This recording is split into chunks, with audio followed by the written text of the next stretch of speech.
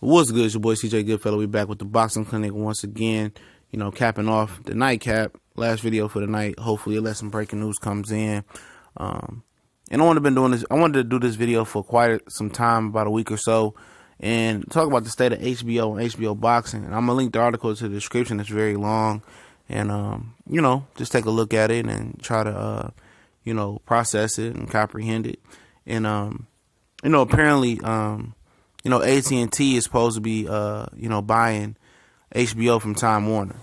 And the deal hasn't gone through. It should be going through sometime. And what's so funny about it, that this article is very good and very detailed as well. And it's very long, like I said, and it took me a minute to read it and process it to really comprehend it to the best of my ability so I can deliver the video like I wanted to. But, you know, it talked about how the popularity of boxing on HBO has declined recently, and it talks about how HBO boxing budget has, you know, been sliced more than half.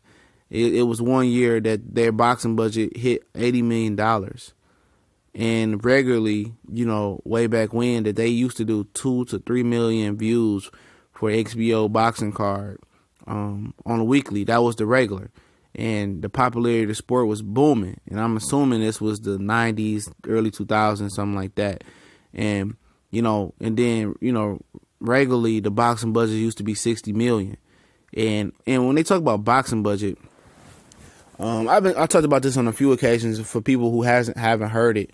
How it works is HBO dishes out the network dishes out the cash for the main event, and the promoters pay out of pocket for the undercard. So now you understand why you get shitty undercards sometimes. And of course, when they give them the money for the main event, of course the promoter takes theirs off top first, so they pay first. So if they give them $5 million or 10, let's say they give them $10 million. This is just hypothetically. They're probably not dishing out that much cash on a regular, but they give them $10 million for a main event for, let's say, Joshua versus Wilder.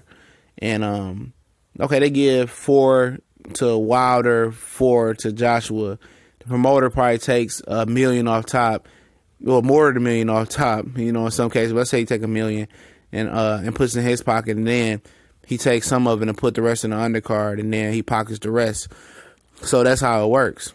And routinely they should spend $60 million, and that's probably back when Mayweather was on there, Pacquiao was coming up, and stuff of that nature. Bernard was fighting with Sneaky Winky Wright. That's what he called Winky Wright.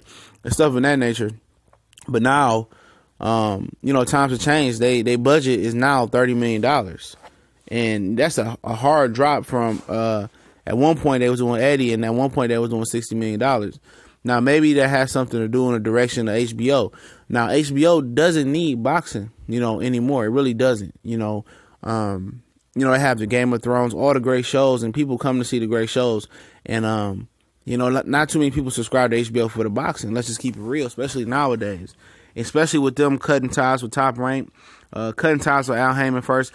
And what's funny was they thought, you know, Oscar De La Hoya, Top Rank, and main events, you know, a lot of those guys thought that when, you know, HBO cut, you know, ties with Al Heyman, because Al Heyman was known for milking HBO, especially with Andre Berto.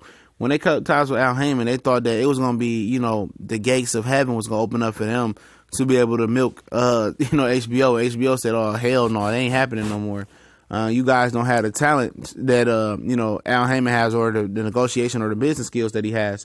So, you know, they cut ties with Top Rank. They wouldn't let Bob Arum do what he wanted to do. Now they down in the main events, Rock Nation and Golden Boy. And like I said, the deal with AT&T hasn't gone through yet. And potentially AT&T can look at the numbers and say, you know, if these guys are cutting out the sport of boxing and cutting their budget from 80 to 60 to 30 million, what do we need boxing for? So potentially when AT&T acquires HBO, if the deal goes through, which it sounds like it will go through from Time Warner, they can totally get rid of boxing. And maybe that's what the direction HBO is going to. Maybe in the deal, AT&T is telling them, like, you know, taper this shit down real quick. We don't have no real interest in boxing, and we can take it. You can take it away, and you can start tapering it down before we acquire the company, because we ain't gonna continue on with it. And you know, they can look at it and say it that way, and that's what it's starting to trend to. You know, why else would HBO be cutting their budget so tough all of a sudden? And I think you know, it is what it is. You know, or actually AT&T can come in and, you know, revamp the whole, you know, HBO sports thing, revamp the whole boxing thing and reinvigorate it and change some things. But I really think they're going to get rid of the boxing thing, man, for the most part.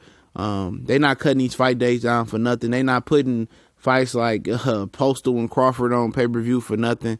They don't want to dish out their cash. They don't need boxing. It sounds like boxing is pretty much hampering them. It sounds like they're taking a loss.